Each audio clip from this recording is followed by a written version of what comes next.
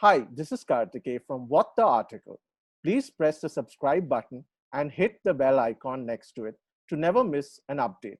Give us a thumbs up if you like our videos.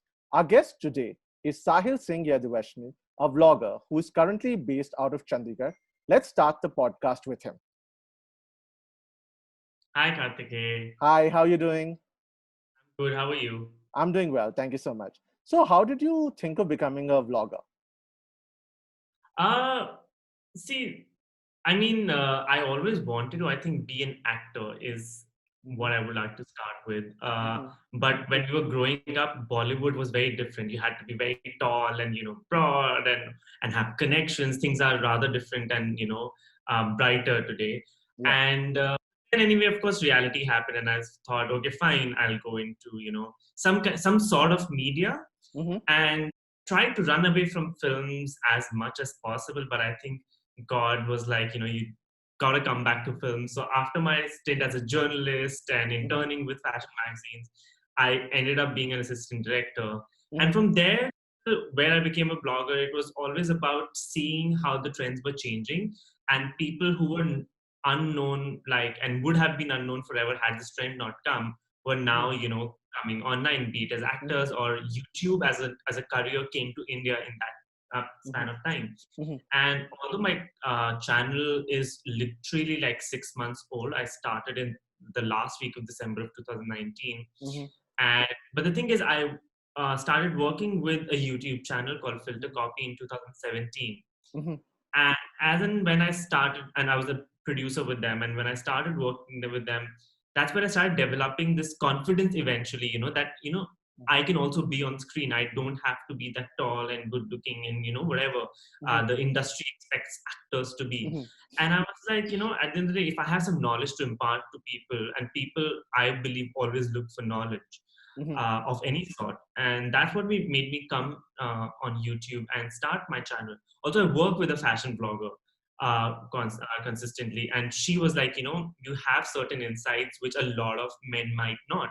mhm. And that's what made me technically start blogging. But the short answer is I wanted to be seen, and I guess well known and recognized in the world. No, that's a great answer that you've given. So it brings me to my next question, right? So, what training did you do to become a vlogger? Absolutely none, if you Okay. ask me. Mhm, Having said that, I'm not saying anybody can become a vlogger. mhm, Yes and no, in the sense, a lot of people might think if we don't, these people don't know anything, so they've come on YouTube.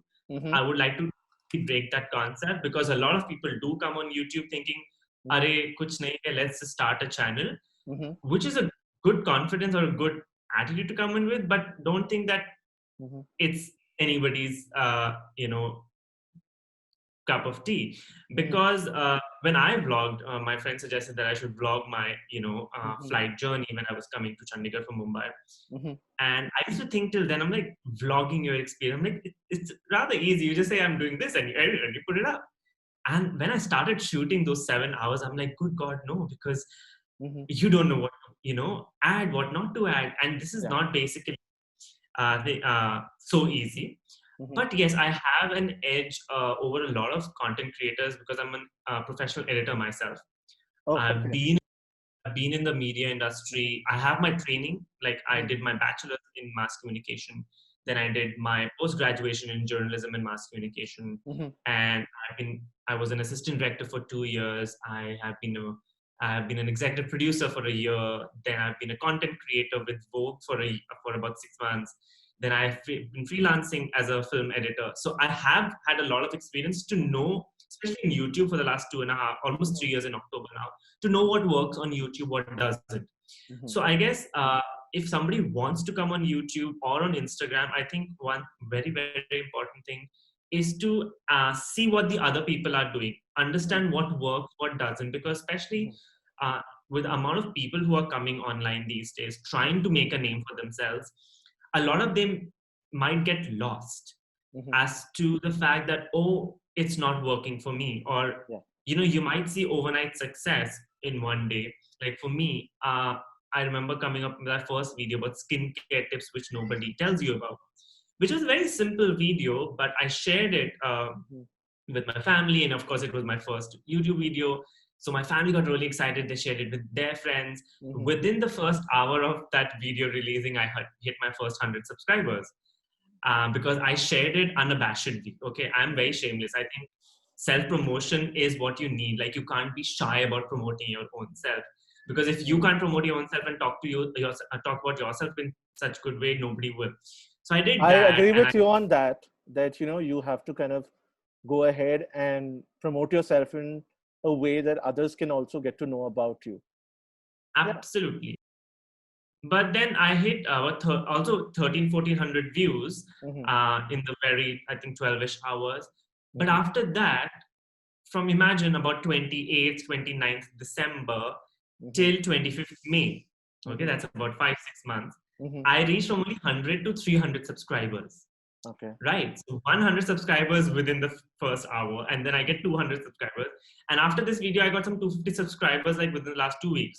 So I'm saying patience is very important, because people can learn the skill through YouTube, through Skillshare, through whatever websites exist today. Mhm. But a lot of people give up on patience because they need to remember this is a longer game, right? You Mhm. cannot expect an overnight success. Those can happen, but a channel will not be built on overnight success. It's your consistency and showing up every week on YouTube, even if it does 50 views or 100 views. My Mhm. other videos do 100 views, but I still come online every week and be like, I have Mhm. to put it. Mhm. So I guess training, people also need to have just consistency and some belief in Mhm. what they're putting out, and eventually they'll get recognized. So, just to share with you, it's the same with me as well, right? So we've just put out 4 videos and we still get 100 views. And what you said, we keep coming back every week to do it. So I think it's the same journey with all of us, right? Be it you, be it me.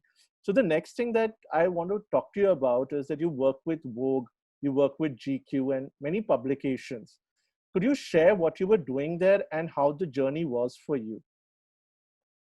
So Vogue did happen to me Mhm. as a it was just a I think it was supposed to happen. I never worked with GQ as an Okay. employee. I Okay. continued to work with Vogue and GQ as a Mhm. freelance editor. Mhm. But GQ and Vogue are sister companies, so Mhm. it's pretty much the same thing. But Vogue wanted a digital editor to Mhm. bring out a lot of YouTube videos and social media Mhm. Mhm.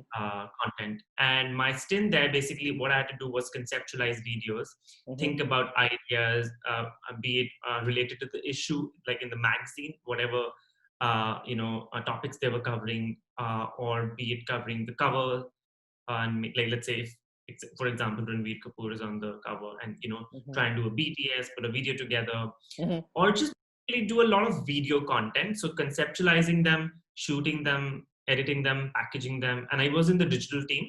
Okay. So I used to report to the digital editor of Vogue. Mhm. So yeah, that was mainly basically to conceptualize the entire thing along with my editor and put it out there. Okay. So, what are the challenges that you face as a freelancer, right?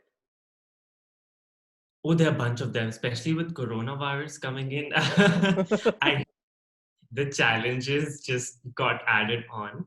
Uh, to be honest, I have been very lucky. I'm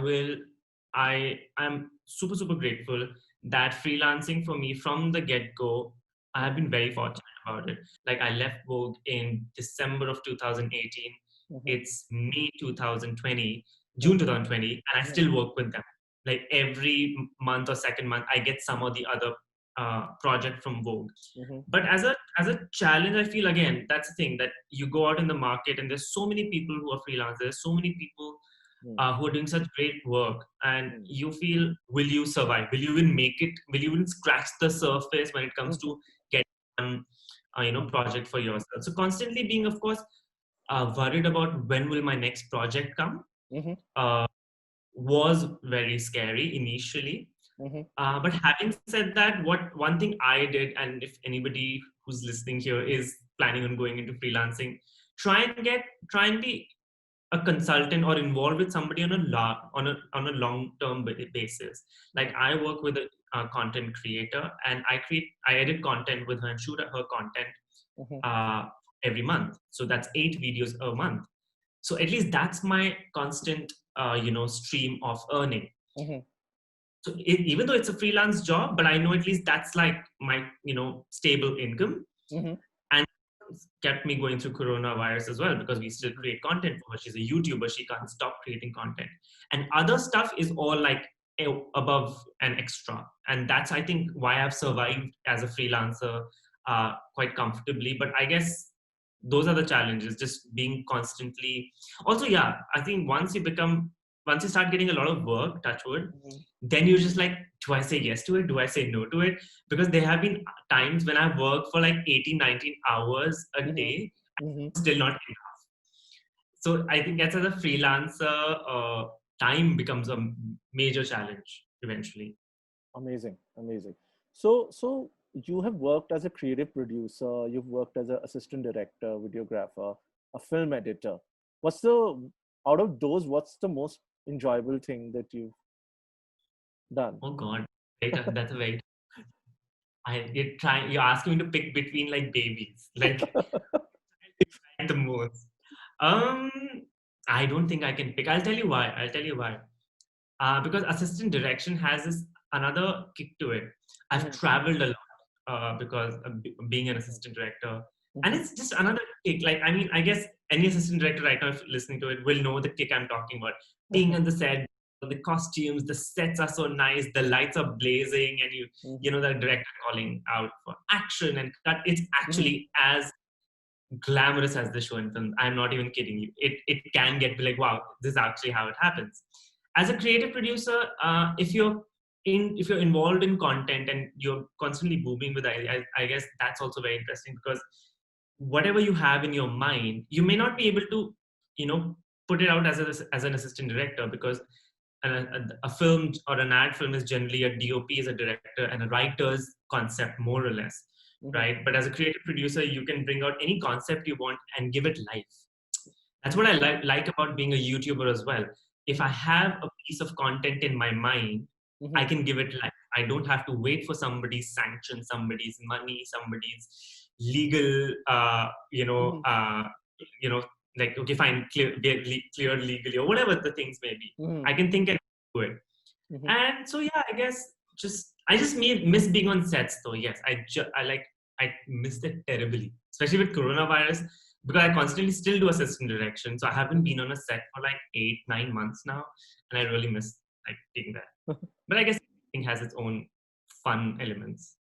True. So, as you were talking about it, how's the lockdown affected your work? Uh, of course, like I said, my YouTube content creation with the fashion YouTuber I work with has been going on. Of course, now I don't shoot with her. Mhm, Even when I was back in Mumbai, until I came back home, we mhm, weren't shooting. I mhm, think I last met her in March. So, of course, the money I used to charge her to shoot the videos is not coming in anymore. So, I can mhm, only charge her for editing. mhm, And that's about 50% of what I would earn in a month with her. So, mhm, there's a 50% pay cut right there. And of course, other projects, because now brands don't have the money. Even if they have the money, I mean, what are you trying to promote? You can't be selling jewelry in lockdown, right? I mhm, know people might be desperate to sell it. Nobody mhm, has the money. A brand is like, okay, mhm, fine, this is insensitive. So, of course, that kind of work has stopped, because mhm, um, people don't have that kind of budgets. mhm, Uh, and I guess, yeah, I mean, work has been just really, really slow. Uh, Initially, in the first 2 months, because lockdown was just like this event, you know what I mean, the yeah. first 21, Yes. and more so because people were trying to do something, everybody on Instagram was like, let's be productive, let's do cooking, nah, nah, nah. So I did this whole campaign with K Beauty by Katrina, where Katrina Kaif's team gave challenges to the K Beauty followers of doing Mhm, one challenge every day for 21 days. So I mhm, guess that's the last big project I did, mhm. which was related to lockdown. After that, because now lockdown is our everyday life, so Yeah. I guess it's just waiting. I'm waiting for things to get back on track. But I don't know when that's gonna happen. Especially in Bombay, where like Mhm. coronavirus has been hit the worst in India. I don't know when we'll be back. I think we're all kind of waiting to get back to our lives again, as in the work area, right? And we're still, yeah. So how's the journey been so far? You've told us so much, but can you share with us some insights of the journey that you've been on for so long, with some stories, if you can? Okay, this is um I okay. The journey has been like it's been full of ups and downs, and Mhm, uh, I s- I remember I was given the best student of the year in my graduation, right? Which essentially gave me the idea that I'm going to do really well in life, mhm, right? Oh, I'm mhm, going to just nail it. There's nobody better than me. mhm, And for and I got a job with Prime Focus as an editor and all that, and I said no to that. mhm. And from my graduation day until 1 year, I was unemployed. Okay. I said no to the job, and recession was like whatever. Like there were no jobs, and nobody gave me a job. Mhm, I started interning at one of the fashion magazines, and I just couldn't write. And I was like, no, this is not my cup of tea. Left mhm. that. Luckily, parents were very supportive, so they supported me for a year. I remember I used to live in a house with 6 other boys. It Okay. was a 2 BHK, and there were 6 boys. But didn't want to ask my parents for a lot of money because I was so guilty, right? And when you're like 22, right? Now that I look back at my 22 years, I'm like, you're a child. What were you thinking, right? But Mhm, at 22, you're like, no, no, I have to make something of my life. And my friends were just already getting ahead in their careers. They were already kind of getting self-independent. mhm, And for 1 year, I didn't have a job. And that's when one of my family friends who owns uh, a production house offered me an assistant director's job, mhm, but that's like 15,000 rupees a month, right? And mhm, for almost 2 years I earned that money, which is not nothing. If anybody in Bombay knows that, even back in mhm, 2016, 15,000 is nothing. mhm, So again, I did that, continued to share my room with another person while I lived with two of my best friends who were already, getting promoted and all that. mhm, But good thing is, these two of my friends, I looked up to them. And that's what I want to tell people. If you look, I mean, I guess it's very important to attach yourself with people uh, who will take you ahead in your life. mhm, You know what I mean? Like, in the sense, look up to them, be like, oh, I want to be there, not out of jealousy, mhm, but out of be like, okay, you inspire me to get better. mhm, And those drove me every day to, do better. Then before I knew, I was like, before I realized anything, I was 24 already. And that's when I think my parents were just like, enough is enough. mhm, We give you 2 months, mhm, you quit this job, mhm, uh, find another thing else, or we're going to just, not give you any more money.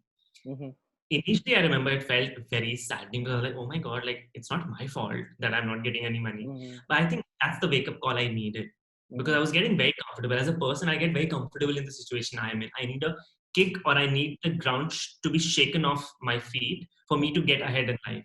mhm, Right. And I guess that is what has been one of the most interesting things about my life, that the deepest of the pitfalls have taken me to the next heights. mhm, And then filter copy happened, and then at filter copy there was a major mistake I made from my end. They were like, we have to let you go, we can't have you anymore in this company. With filter copy, I guess, which was right after my once I quit my job as an mhm, assistant director, I got mhm, self-independent. I was getting enough money to support myself on my mhm, own.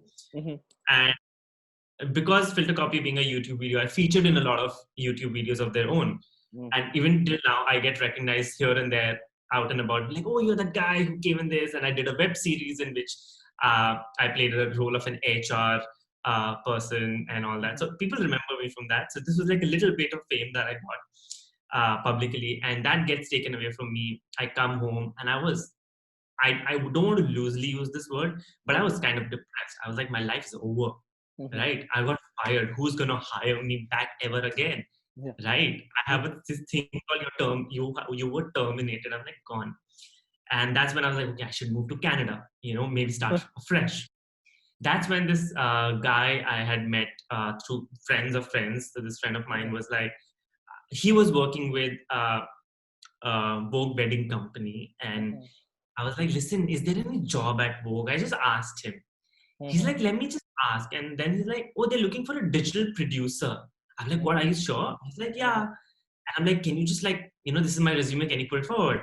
He's mhm, like, they generally listen to consultants, and I'm a consultant, but the HR is my friend mhm, because I said to him, and I'll put in a word for you. He did that. I was in Chandigarh, still sobbing away. And that's when I get a call from the HR. They're like, "Oh, this is your test video. You need to do this test video about this makeup tutorial." The very next day, I ran to Mumbai. I booked a flight. I got one of my friends to just like shoot a video. Did that, did a video, sent it over to the digital creator, digital editor. She called me 2 days later, and I had my job. And it may not sound very big to a lot of people, but Vogue for me is big. Why? Because I always wanted to work with Vogue. I remember when Vogue came to India in 2007, there was a Priyanka Chopra and Bipasha Basu with another model were on the cover.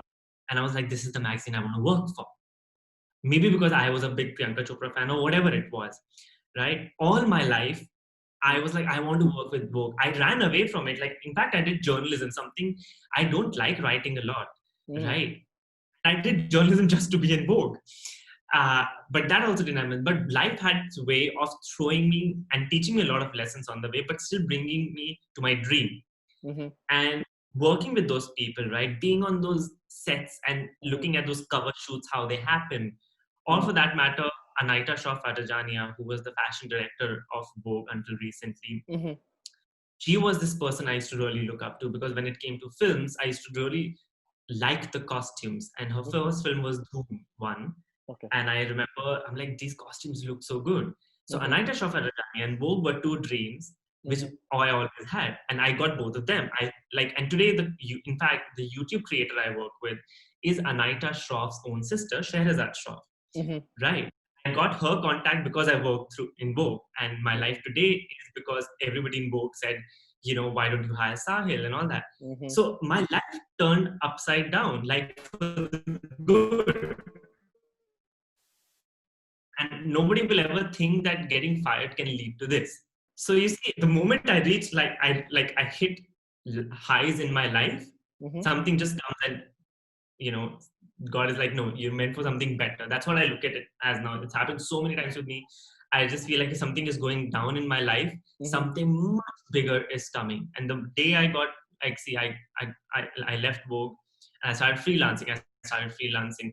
I worked a lot with Swara Bhaskar. I edited her brother's wedding film, and then I constantly worked with her on her videos. I worked with about 6-7 YouTube creators who are really big. And then I worked with Katrina Kaif and so many other people. And I think if my dream hadn't been taken away, I wouldn't have dared to have new dreams or to even start this YouTube channel. So I guess that's been my journey, right? Like full of ups and downs. And I think everybody's life is like that. Somebody might think, no, his life is so much better because every time he sees something sad in his life, God gives him something better. But that's what I want to tell everybody. It happens with everybody. You just have to believe that every time God takes away something from you, even if you don't believe in God, that's fine. Every time something gets taken away from you, something much bigger and better is coming your way. And I guess that's been my belief. My parents have always instilled that thing in me, that look for silver lining. Yeah, like I'll share with you. So when I run a digital agency, as you know, right? And during this lockdown, that was taken away from me. So then I started becoming a YouTube creator with What the Article. So if that had not happened, then this would not happen. So I totally agree with you that there's always a silver lining in everything that we do, but we have to kind of understand that that is the silver lining, right? So, and take that and then run with it wherever we want to run. So the last thing that I want to come to is that as a freelancer, if somebody is starting out, right, what advice would you give to them? First and foremost, get a lot of experience. I think, especially in the media industry, I did try freelancing before I had any experience. I thought just because I have graduated from a prestigious university, people will be dying to hire me. Like, oh my God, if we hire somebody who's graduated from Xavier's, we are the lucky ones. It doesn't work like that. It sounds very good. But it's very important, I guess, to gather experience, whatever industry you are in. I think even if you're in banking or law, I guess this stands true everywhere. Try and garner a lot of experience with big names, and then also try and gain contacts, because freelancing is all about trying to make the contacts give you the job, right? So how do you, if you don't have Mm. contacts, if you've not worked inside the industry, you have no credentials, people don't trust you, you can't show anything. So first and foremost, I guess, if you're getting into freelancing, first get a ton of experience and try and get as big names as possible, so that people believe in you before they just trust in you, because your brand has to have some foundation, right? True. Secondly, what I've always followed, because my parents suggested me to do this as a freelancer, especially, I guess it stands true with everybody, and coronavirus has taught that to us. Pay yourself first. If, like, I do not spend a penny more Mm-hmm. than what I earn from the YouTube content creator I work with. Mm-hmm. She Mm-hmm. gives me X amount, Mm-hmm. whatever I earn. At times it's more a month, at times it's less a month. Mm-hmm. I do not spend a penny more generally. Here and there, I guess everybody wants to splurge. Mm-hmm. Don't spend money, because all what I earned the last year, at least today, I'm not very scared, Mm-hmm. right? I have some savings left, because as freelancer, even if there was no coronavirus, you don't know if the next job is going to come or not, and when is it going to come Mm-hmm. on, right? We think when life, because that's the thing, you don't, I guess when life is really paying you a lot of money, Mm-hmm. right? I think that's when you save the most. That's True. what you should do. Yeah. A lot of us do what is that, a lot of us, when we earn a lot, we expand our expenses, we take up loans, Mm-hmm. right? Mm-hmm. ये EMI पे उठा लो, वो EMI पे उठा लो. Like, it's very, very easy. Mm-hmm. My parents, and I'm a big spender, so my parents warned me, do not do that. So I remember I buying a washing machine, and I bought it off my savings. I didn't take it on EMI. Mm-hmm. So that savings, and I pay Mm-hmm. myself back on the savings. Every month I pay myself 2,000 rupees back into my savings, Mm-hmm. and I took an EMI from myself. So I think, I guess, also for a freelancer, don't do that. Mm-hmm. Whatever freelancing you're getting in, don't overspend before you Mm-hmm. have too many. I Mm-hmm. guess those two are very important. Third, Mm-hmm. as a freelancer, you may not get a lot of time, but try and better your craft. Mm-hmm. Because as freelancer, like, at times so much work comes to me, or at times I work itna ke, you know what, I'm like, I want to take a break. That's good. We all, I guess, should take a break, but Mm-hmm. try and improve on your craft, because the world is constantly evolving, right?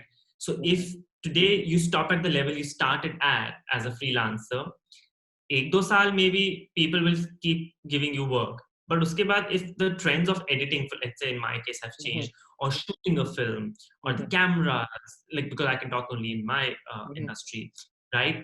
All these things or trends have changed, and you didn't keep up with them, or how to execute them is something you're not very aware of, you will be irrelevant, Mm-hmm. right? So you have to constantly keep with the craft. So freelancing, as good as it Mm-hmm. sounds, it is, because you get your free Mm-hmm. hours, and you get to take the jobs you really believe in. Like, a lot of times, I guess, in a job we have to do things which might not even match our, moral compass.